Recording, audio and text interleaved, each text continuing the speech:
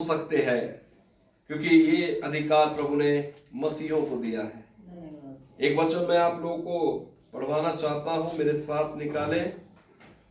पहला कुरिन्थियों का 13 अध्याय और 11 वचन। पहला कुरिन्थियों 13 अध्याय 11 वचन प्लीज पढ़ो।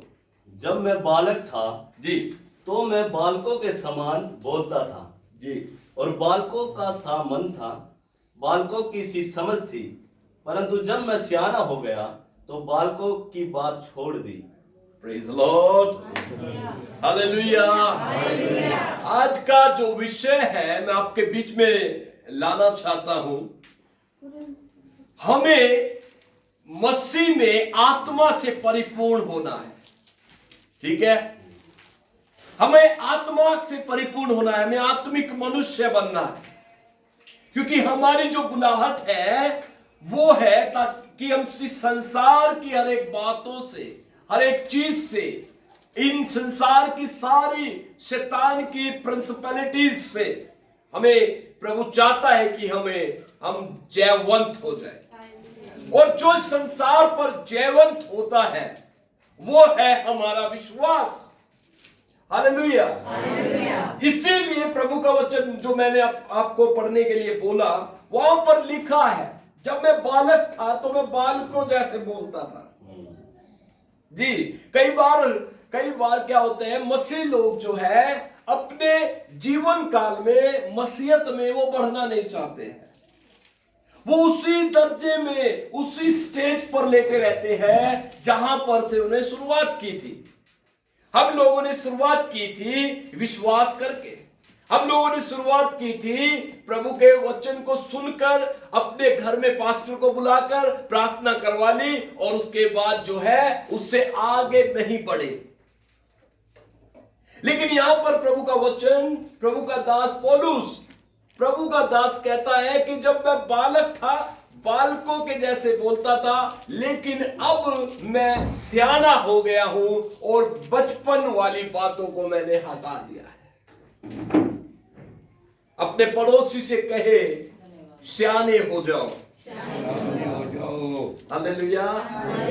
सियाने होना पड़ेगा मेरे प्रियो, हमें प्रभु में मैच्योर होना पड़ेगा, क्योंकि जब तक हम मैच्योर नहीं होंगे हम वो काम, वो चीज, वो आशीष जो खुदा ने हमारे लिए रखी है उनको हासिल नहीं कर सकते हैं। मैच्योर व्यक्ति जो है शैतान को एक ही झटके में वो उसको नीचे पटक देता है। मैच्योर व्यक्ति शैतान के उस आने वाली युक्ति को जो नुकसान करने वाली है वो उसको समझ जाता है और उसमें उलझता नहीं है। जो मैच्योर होते हैं वो अपनी यात्रा को पूरा करेंगे, और जो मैच्योर नहीं होंगे वो अपनी यात्रा को पूरा, क्योंकि वो बचपने में रहेंगे, उनको बचपने वाली बातें अभी तक उनके जीवन में चलती रहेगी, और बचपन वाली बात अगर चलेगी तो याद रखिए हम बढ़ोतरी नहीं कर पाएंगे। आज मैं चाहता हूं कि हम में से हर एक व्यक्ति जो है इस वचन को सुने कि आपको मैच्योर होना है, परिपूर्ण होना है, परिपक्व होना है, दृढ़ होना है। और इन सब के पीछे एक ही बात को मैं आपके सामने लाना चाहता हूं, एक मैच्योर व्यक्ति वो होता है जिसके पास प्रभु का आत्मा है। ठीक है, जब हम प्रभु का आत्मा प्राप्त करते हैं हम मैच्योर हो जाते हैं। यूहन्ना 14 अध्याय में और उसके 15 वचन में एक वचन जो आज मैं आपको पढ़वाना चाहता हूं, उसको हम बड़े ध्यान पूर्वक सुने। किस तरीके से यहां पर बाइबल हमें बताती है कि प्रभु क्या हमारे लिए योजना बनाता है और किस तरीके से वो हमें चाहता है कि हम आगे बढ़े। प्रभु ने यहां पर यूहन्ना 14 अध्याय 15 वचन में इस प्रकार से लिखा है, मैं पढ़ता हूं, सुनिए। यदि तुम मुझसे प्रेम रखते हो तो मेरी आज्ञाओं को मानोगे। मैं पिता से विनती करूंगा, वह तुम्हें एक और सहायक देगा कि वह सर्वदा तुम्हारे साथ रहे, अर्थात सत्य का आत्मा जिसे संसार ग्रहण नहीं कर सकता, क्योंकि वह न उसे देखता है और न उसे जानता है। तुम उसे जानते हो क्योंकि वह तुम्हारे साथ रहता है और वह तुम में होगा। यहां पर प्रभु यीशु मसीह एक वायदा करते हैं। क्या वायदा करते हैं? कि मैं तुम्हारे लिए पिता से विनती करूंगा कि वो तुम्हारे लिए एक और सहायक भेजे, जिसको यहां पर प्रभु परिचय दे रहे हैं, जिसका परिचय प्रभु यहां पर दे रहे हैं, जिसके बारे में यहां पर प्रभु बता रहे हैं, वो है पवित्र आत्मा। ठीक है, पवित्र आत्मा के बारे में यीशु मसीह ने लोगों को बताया, यीशु मसीह ने अपने चेलों को बताया कि मैं तुम्हारे लिए पिता से विनती करूंगा कि वो तुम्हारे लिए एक और सहायक भेजे और वो सदा तुम्हारे क्या रहे? साथ रहे। तो सदा तुम्हारे क्या रहे? साथ रहे, अर्थात सत्य का आत्मा, जिसे संसार ग्रहण नहीं कर सकता। सत्य का आत्मा यीशु मसीह आपको और मुझे देना चाहता है। सत्य का आत्मा प्रभु यीशु मसीह आपके और मेरे लिए एक प्लानिंग करता है कि वो आपको मिल जाए, लेकिन उसे हम ग्रहण नहीं कर सकते जब तक हम इस दुनिया की सांसारिक बातों में फंसे हुए हैं। क्योंकि यहां पर कंडीशन साफ साफ लिखी है, वो आत्मा संसार उसे ग्रहण नहीं कर सकता। संसार उसे ग्रहण, जो आत्मा प्रभु मुझे और आपको देना चाहता है, जो आत्मा सत्य का आत्मा है, जो आत्मा एक मसीह व्यक्ति के बढ़ोतरी के लिए आवश्यक है, आज वो आत्मा को प्रभु यीशु मसीह हमें देना चाहता है। लेकिन वो किसको देना चाहता है और किसके लिए वो भेजना चाहता है? यहां पर एक वचन लिखा है जो बड़ा खुलासा करता है। वहां पर लिखा है, यदि तुम मुझसे प्रेम रखते हो तो तुम मेरी आज्ञाओं को मानोगे। यदि तुम मुझसे प्रेम रखते हो तो तुम मेरी आज्ञाओं को मानोगे। देखिए, प्रभु से प्रेम करना सिर्फ कह देना और फिर उसके बाद अपने जीवन में कोई परिवर्तन न लाना, इससे कोई लाभ होने वाला नहीं है।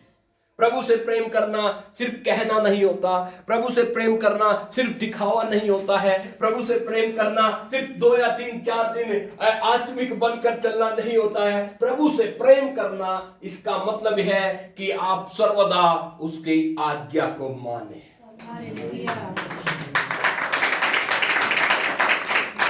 सर्वदा, every day, every time, every second, every hours हमें प्रभु की आज्ञा माननी है।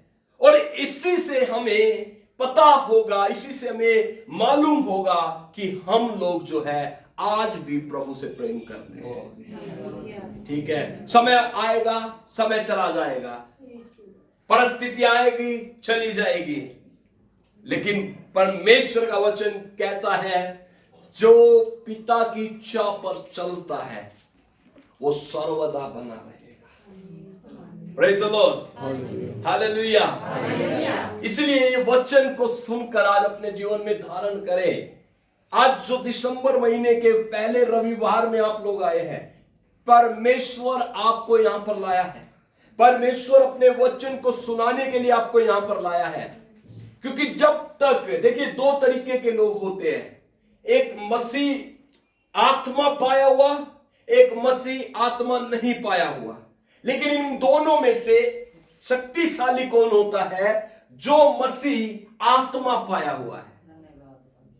शक्तिशाली मसीह बनने के लिए, प्रभावशाली मसीह बनने के लिए, अच्छी लड़ाई लड़ने के लिए, जयवंत होने के लिए मुझे और आपको प्रभु की उस डिवाइन योजना में प्रवेश करना है।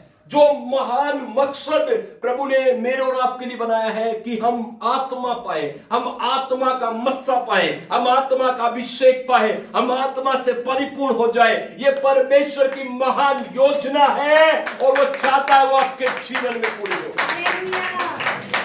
Hallelujah, hallelujah. एक व्यक्ति यीशु के पास आया और यीशु से पूछता है, यीशु के पास आकर यीशु से पूछता है, मेरे साथ निकाले यूहन्ना 3 अध्याय और उसका 4 वचन।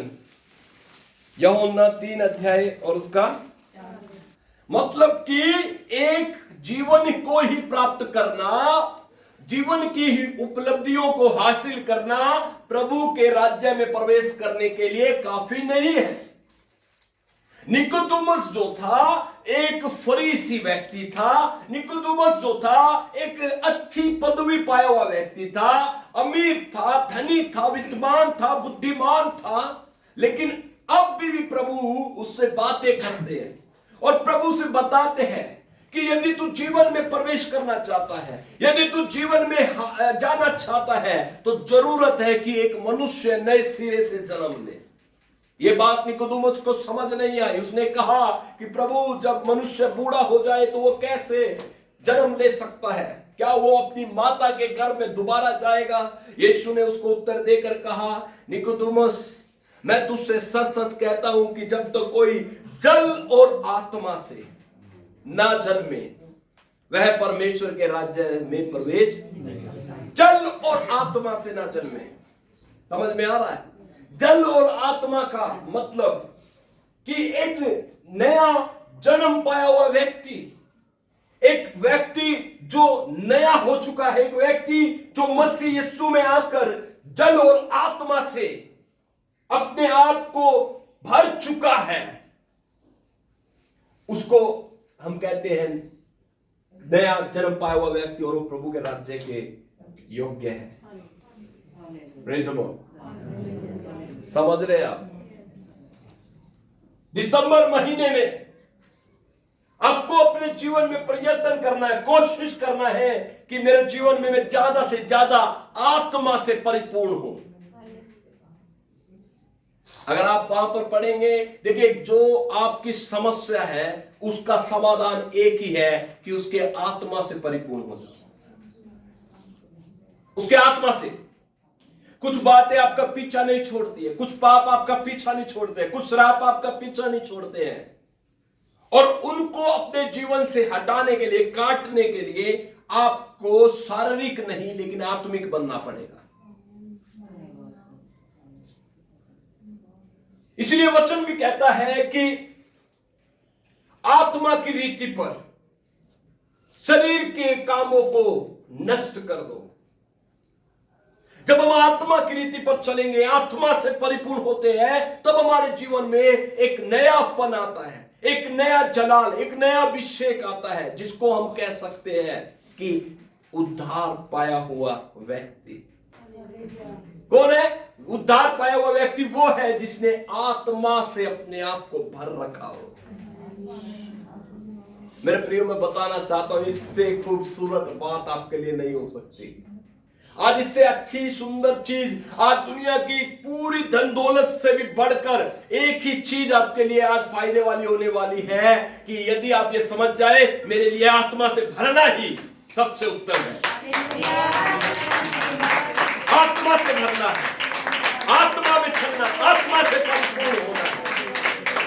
प्रभु का वचन मेरे साथ निकाले, इफिसियों 5 अध्याय, इफिसियों 5 अध्याय। ये वचन इस प्रकार शुरू होता है, हे सोने वालों जाग, हे सोने वाले जाग और मुर्दों में से तो मसीह की ज्योति तुझ पर चमके। मैं आप लोगों से अनुरोध करता हूं, आपके अंदर जो आत्मा का मस्सा प्रभु ने आपको दिया है, जिस आत्मा के द्वारा आपको छुड़ाया है, बचाया है, उसको अपने जीवन में अधिक से अधिक बढ़ाते चले जाए। क्योंकि जब हम अपने जीवन में आत्मा के क्षेत्र में अपने ध्यान को लगाते हैं, मेरे प्रियो, हमारे लिए दुनिया की सारी चीज फीकी हो जाएगी। पतरस के बारे में मैं पढ़ रहा था, एक समय आया, पतरस यीशु के पास आकर कहता है कि प्रभु, हम सब कुछ छोड़ छाड़ कर तेरे पीछे आ लिए, हमें क्या मिलेगा? और एक समय जब आया, जब प्रेरितों के काम 3 अध्याय में, जब पतरस और यूहन्ना प्रार्थना करने मंदिर में जा रहे थे, एक लंगड़े भिखारी से देखकर उससे कहते हैं कि सोना चांदी मेरे पास लेकिन जो मेरे पास है वह मैं तुझे आज देता हूं। यीशु मसीह नासरी के नाम में उठ जा, खड़ा हो जा और चल फिर।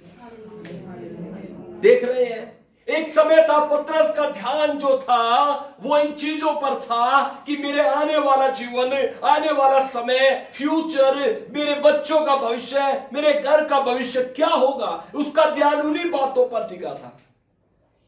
लेकिन यीशु मसीह के मरने के बाद, क्रूस पर चढ़ाए जाने के बाद, स्वर्ग जाने के बाद पतरस जब 120 लोगों के साथ इकट्ठा होकर प्रार्थना करने लगा तो वहां पर बाइबल बताती है पवित्र आत्मा उनके ऊपर उतरा। हालेलुया। और जब पवित्र आत्मा उनके ऊपर उतरा तो पतरस का जीवन देखिए किस तरीके से परिवर्तित हो गया।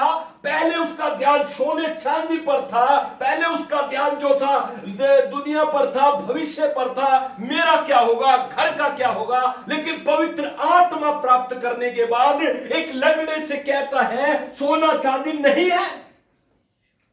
ओ प्रेज़ द लॉर्ड, हालेलुया।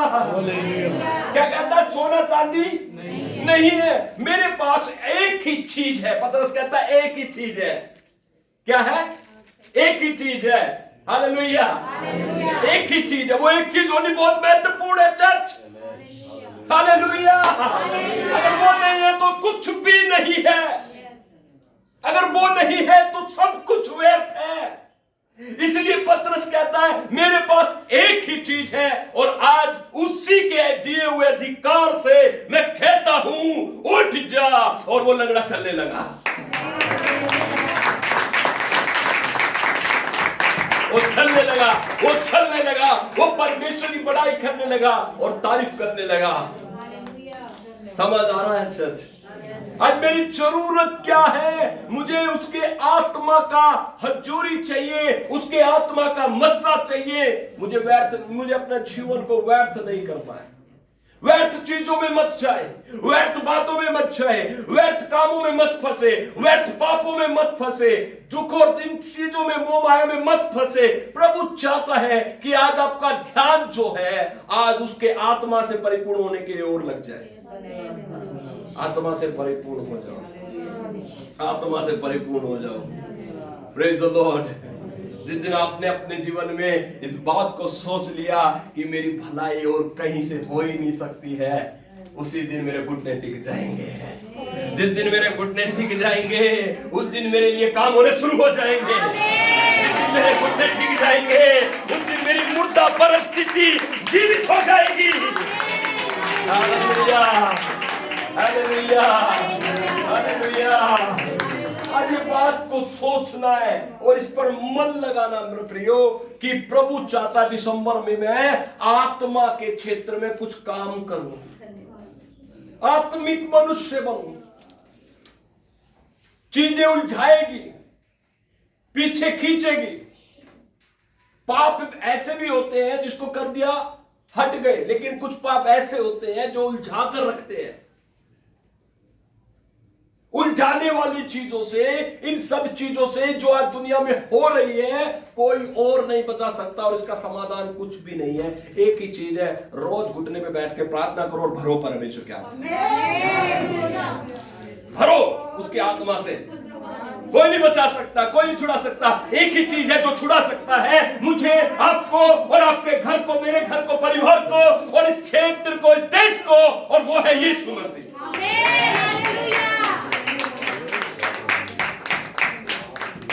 समझ में आ रहा है सर? मुझे आत्मा की जरूरत है। आमीन। हम ना पढ़ रहे थे 14 अध्याय उसका 15 वचन, वहां पर लिखा है क्या? यदि तुम मुझसे प्रेम रखते हो तो तुम मेरी आज्ञा को मानोगे। तो आज्ञा को मानने वाले लोगों के लिए प्रभु क्या करता है? आत्मा का गिफ्ट, उसको आत्मा का मसा उसको देता है। हालेलुया। और उसके बाद प्रभु का वचन कहता है, प्रभु ने कहा कि उन लोगों के लिए मैं विनती करूंगा पिता से। किससे?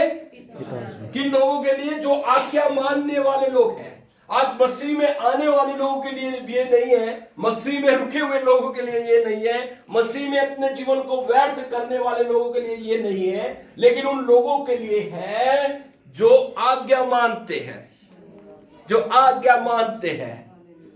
बाइबल बताती है, प्रभु क्या कहते हैं, यूहन्ना 14 का 16 वचन पढ़ो। क्या यूहन्ना से लाभ होने वाला नहीं है, लेकिन जब आप आज्ञा मान कर चलेंगे, आज आज्ञा मानी चर्च में पहुंचे, हालेलुया। आज्ञा मानेंगे इतवार को चर्च में आएंगे, हालेलुया।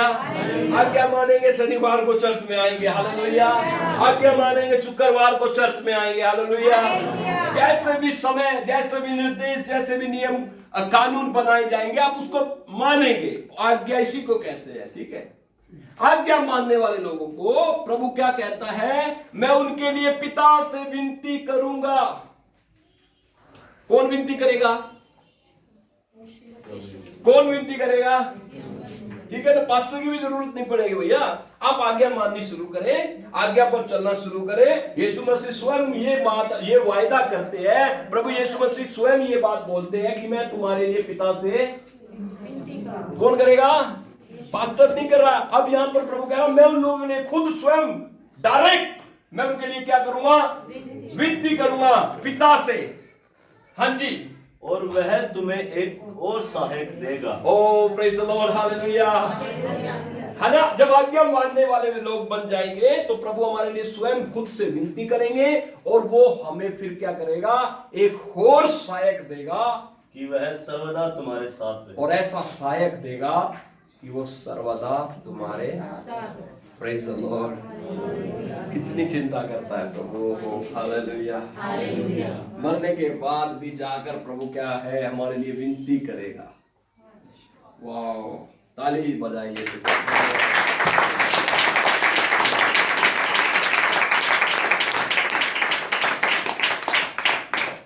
वह तुम्हारे सर्वदा तुम्हारे साथ रहेगा। धन्यवाद।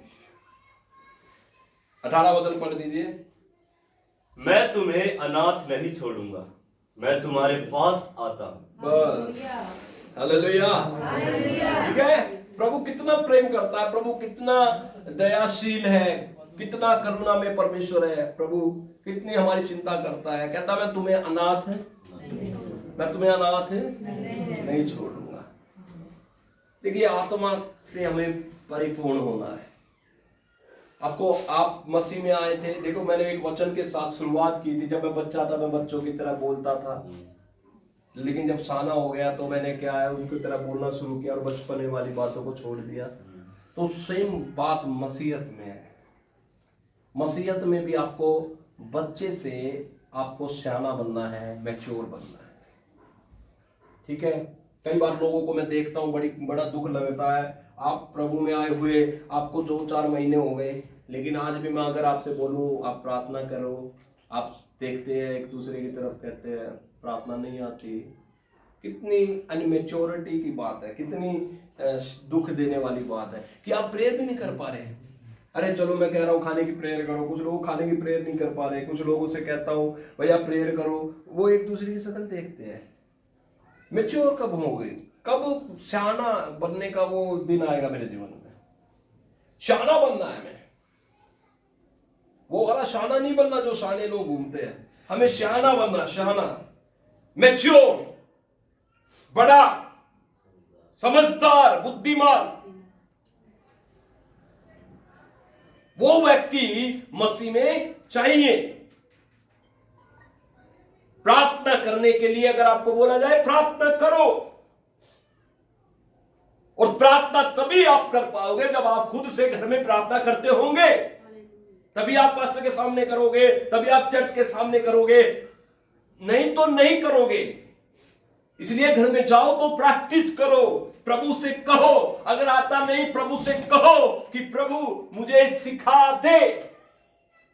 सिखा देगा प्रभु, प्रेज़ द लॉर्ड। लेकिन हमें ऑप्शन नहीं है। हमें ऑप्शन नहीं है कि हम एक ही समान पड़े रहे। हमें बस बढ़ना है, मसीह में बढ़ना है, मसीह में आगे चलना है, आत्मा से परिपूर्ण होना है। प्रभु के दान से भरना है, वरदान से भरना है और बहुत सारे लोगों को जाकर बचाना है। दिसंबर के महीने में इससे खूबसूरत कुछ नहीं होगा यदि मैं उसके आत्मा से परिपूर्ण हो जाऊं तो। उसके आत्मा उस व्यक्ति को प्रभु देता है जो व्यक्ति आज्ञा मानता है। पहली बात सुन लीजिए, आत्मा को प्राप्त करने का कुंजी क्या है? आज्ञा माने। आज्ञा